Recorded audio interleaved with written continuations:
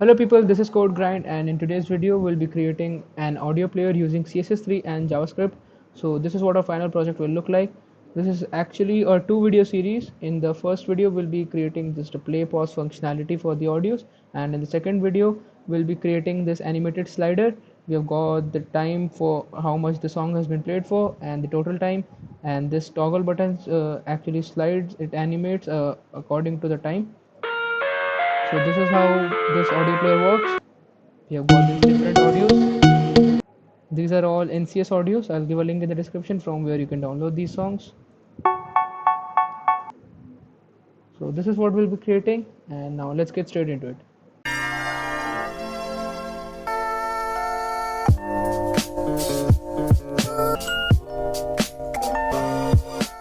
So here I've got this basic layout ready. I've linked an external CSS file in which we'll be doing all the styling part, and I've also got a link for the Font Awesome website from where I'll be using the icons. If you also want icons to use in your web pages, then you can go to the website. I'll go give a link in the description, and they really have a wide range of icons which you can use. So let's get started with our HTML part. First we'll have a div with a class container. This is the div which will wrap all our things. Then let's design the heading. This will just be a normal heading where we'll have our image, the logo of Code Grind, this one, and let's remove the alt, we don't need it. This is the image, and then we'll have uh, just a description like CSS3 and JavaScript audio player. So this is it for the heading. Let's save it. So we have got this heading part over here. Now let's get started with our list of music. So first this list will give all our audios inside a div with the class list. Then we will separate every song inside a div with the class card, and each card will have a title. Like the first song can be Cradles, the NCS version. I'll give a link in the description for every song which I'll be using. You can download the songs from there. They are completely out of bound of copyright restrictions. Then we'll have the name of the singer or the band, whatever, the Suburban. Then span with the class of status. So this is basically the play pause. I've given it a class of status because it describes whether the song is in play mode or pause mode. In here we'll have an icon from Font Awesome, this play icon. Let's save it. So as you can see, we have got this play icon over here, and then we'll give some spacing to it by NBSP. This is used for spacing. Then we'll have a span tag, and inside there we'll have play. So this is it for the HTML part of each song. Let's copy it, paste it over here. We'll be working with two songs for right now, and the most important thing that I forgot is the audio now. So this will be the audio. We'll give it a class of audio as well. So the audio tag is used to fetch any local audio which you can play in your HTML5 page. We'll give it a class of audio as well. Then the source, let's give the source of song. Then we have this cradles.mp3, and we also have to give it a type. Type is equal to audio slash mp3. This is it for the audio. Let's just copy this again and save it after the span tag over here. Now the next song can be, let's say, Faded, NCS version again. Then the name of the singer, Alan Walker. He's actually not the singer, but still. Then the song name will be Faded. Save it. So we have got these two songs right here. You can use any number of songs which you want just by separating them with this div class is equal to card. Now let's get into the styling part. So to begin with, let's first nullify the browser's default settings, that is margin 0, padding 0, box sizing of border box, and at last a font family of Poppins. So this is a font which I use a lot. If you want to use this and install it in your system, I'll give a link in the description from where you can download and install the font. Now let's select the body and give it a background color of 091921. So this is a good color if you want to work with dark mode, and also a color of FFF. FFF is actually white only. Now let's design our heading. So to the heading we'll give some margin 2m, that is top and bottom of 2m and right and left of 0. Then a text align of center, and at last let's increase the font to 1.8m because it is a heading, it should look big. So this is our heading right over here. Now let's design our image. So to image we'll give it a height of 100 pixels, a width of 100 pixels, and then a border radius of 50%. Yeah, now to give it the neumorphism effect we will use the box shadow property. So what is neumorphism? Basically it is nothing but we use multiple shadows. Like the first one over here in the top left side, we will use box shadow to show like the light is falling on this part, and at the bottom right part we will create a shadow, like a drop shadow thing, so that it will look like the light is falling from this part, the top left, and the shadow is forming in the bottom right part. So the box shadow which I'll be using is minus 12 pixels, minus 12 pixels, 26 pixels blur, and then a color of 0C 222C. That's it, save. So here as you can see we got this white blurry shadow, which means that the light is falling from this part, and then 15 pixels, 15 pixels, blur of 26 pixels again, and the color now will be 061116. So actually I have used a website to generate these shadows. I will give a link in the description and you can go to the website and you can generate box shadows for neumorphism effect according to whichever color you want. Now here we have completed our heading part. Now let's design the list. We'll give it a display of flex and a a flex direction of column, because we want the songs to be the first song over here, then the second song down below that, and then align items of center, so it will center align all these. Now let's design each card over here. So we'll also be giving the neumorphism effect to each and every card. First of all we'll give it a position relative because we'll be positioning some things in reference to the card. Then a height of 200 pixels and a width of 80 VW. Now a border radius of, let's say, 20 pixels. Now right now we don't see any border radius because we don't have any border right now. So let's first give it a border. I will remove this border afterwards. I'm just adding it to show you what is happening around here. Now let's give it a margin top of 1.5 m so that it is separated. This is it. Now we'll give it a background, not a background, padding of, let's say, 20 pixels from all the sides. Now we'll give it a neumorphism effect by providing it with box shadow again. Now here the background color is 09121, therefore the colors over here and will change, and these values will change according to the size of the object which we are giving box shadow to. So now the minus 2 pixels, minus 2 pixels, a 10 pixels blur, and 0C 222C. Now again 12 pixels, 12 pixels, 26 pixels blur, and hashtag 061116. So you see we have got this neumorphism effect, but we aren't able to see that because of this border. We don't work with borders if you are working in neumorphism, so it might be clearly visible to you how we have given that neumorphism effect. Now I also want something else for it, so for that I will give it a background of linear gradient. Now why will I give that? You will understand it after I first give it 145 degree 08171E and then a color of 0A1B23. So now you see we have got the top left and the bottom right corners, some gradient, so that it looks like it is curved, slightly curved from these two sides.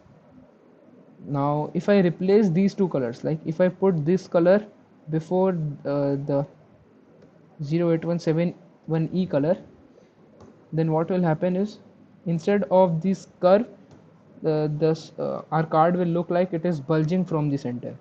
So this is how you can use linear gradient to give various kinds of effects to different elements of your pages. This effect also, you can get the values for this effect from the website where you can get the box shadow properties. It is a great website, you can use it. Now it completely depends upon you what effect you want to give. I don't like this bulgy effect, so I will give it a curvy effect. Now this is it for the card. Now let's design our card title. So we'll select card in title and we'll just increase its font size to, let's say, 1.4 em. Because it's a title, it should look big. Now let's select our singer. First we will change the color of it. We will give it a slightly pink color, because you can't use all white colors. You have got to have some coloring to your page. It looks good. Now let's give it a font size. We will decrease its font size by a bit, and at last a margin left of 1 em. Let's hit save. So here we have got it. Now we'll select our status, that is the play pause one. We'll give it a position absolute, and then a border radius of, let's say, 30 pixels. Now again we'll be giving it some neumorphism effect, so for now let's just give it a border so that some things are clear. We will remove the border later on. Now let's give it some positioning, because we want it in the bottom right part, so we will give it a bottom of 1 em and a right of 1 em as well. So we have got it over here. This is perfect. Now the next thing we want is to decrease its font by a bit to 0.9 em as well. And now we want it to look clickable, so we want a cursor pointer to this. Cursor pointer. Now this looks good as well. Now let's give it some padding, so 10 pixels and 20 pixels. Yeah, this is good. Now we'll change its background. We'll give it some linear gradient. Now this one we will make it bulgy, so for that 145 degrees. Now the color which we'll be using is #0299 AE, and then the next color will be 028193. Let's hit save. We got this color. So this looks a bit bulgy, but if you just swap these two colors, then it will look like it is curved from the top left and the bottom right corners. But if you want to change the direction of the curve, that is from bottom right and top left, then you can simply add a minus to the degree over here, and this will work. Like in here, I have the curves in the top left and bottom right. If I give it a minus sign, then the curves will form on the bottom right and the top left. This is how you can use different properties. You can play with properties to give them different effects. Now we don't want this border. We want box shadow. So now box shadow which I'll be using is -1 pixels, -1 pixels, a blur of 2 pixels, and the color will be #03C0DA. And the next one will be 1 pixels, 1 pixels, 2 pixels blur, and #015E6C. So we've got some back box shadow to this as well. Now this is it for the CSS part. Now let's get into our JavaScript part. So we'll do our JavaScript part at the end of the body tag here. Now we'll run an event listener, window.add event listener load. So this function will run only when the window has completely loaded.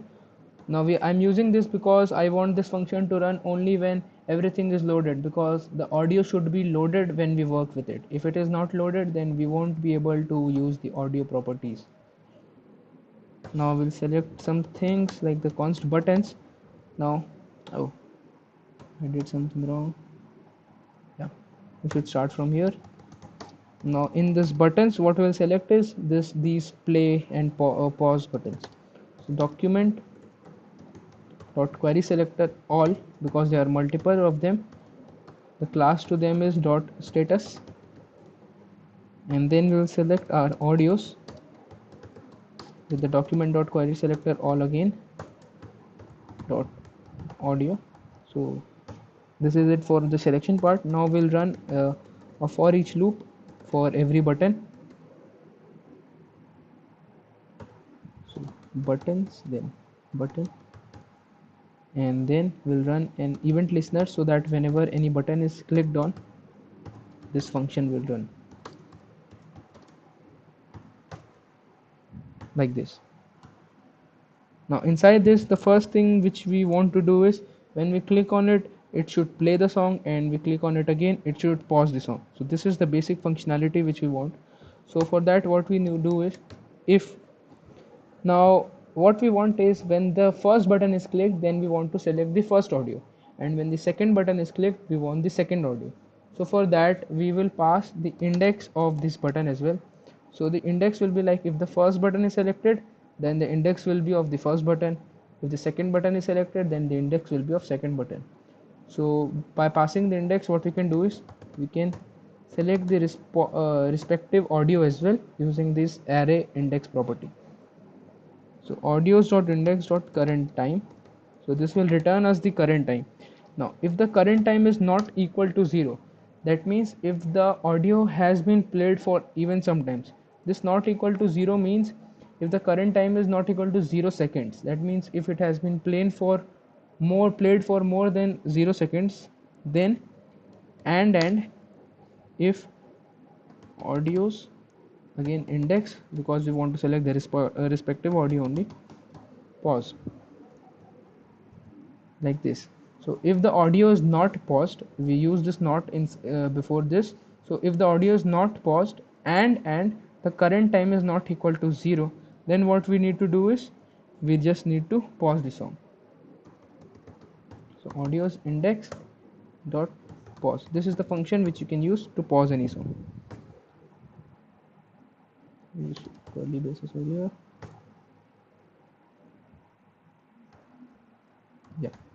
So what this will do is, if the audio is not paused and the current time is not equal to 0, then it will pause the song on clicking of this button. Else what we will do is we will just play the song. So audios index dot play. Let's hit save and see whether it's working or not. I click on play, the song starts playing. I click on it again, the song pauses. Click on it again, the plays. Click on it again, it pauses. So this function is working completely fine. Now the next thing we do is when we click on play, it should change this play and icon to pause. So in here what we can do is simply button dot inner HTML is equal to, we can simply change this I class is equal to, we will change the icon to pause icon. If you want to learn about this inner HTML, you can go to my FAQs playlist and learn all about it. I will give a link in the description as well. Now provide it with the and NBSP. So this is exactly same to what we have provided over here. We are just changing this and NBSP, then we'll have our span, and this will be play. Yeah, now let's just copy this, and in here we will change this to play and change this to pause. Let's hit save and see whether it's working or not. It's reloading right now, so therefore we don't see the icon. Now if I click on play, it changes, but we don't see the icon. I might have done something wrong in there. Oh, I should have this as play and this as pause. So I did something wrong, or it was just a silly mistake from my side. Let's click play. It changes to pause and the sound track starts playing. I click on it again, the sound pauses and the inner HTML changes to play as well as the icon changes. So this is how you can create a basic audio player. Now stick through the whole series if you want to learn more about how you can customize these audio players. We will be creating a slider over here, as you might have seen in the preview in the earlier part of the video. We'll be creating a slider, animated slider, in the next part of the video, And if you like the video, don't forget to subscribe to the channel. If you have any queries, drop our comments down below. And thank you for watching.